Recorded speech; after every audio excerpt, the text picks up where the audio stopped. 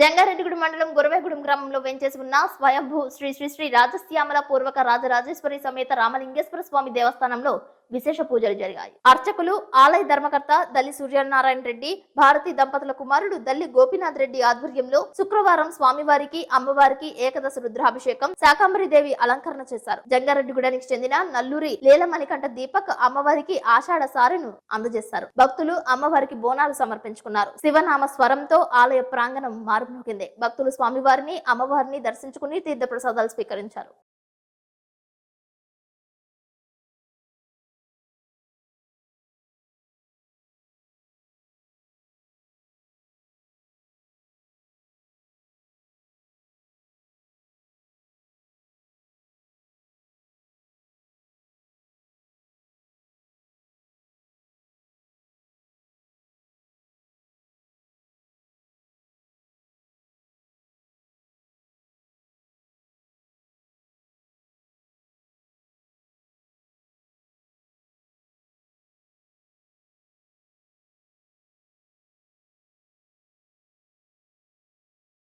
పూర్వక రాజరాజేశ్వరి సమేత రామలింగేశ్వర స్వామి దేవాలయం గురవాయగూడెం శివపురం స్వామివారు స్వయంభూ బ్రహ్మసూత్ర శివలింగం.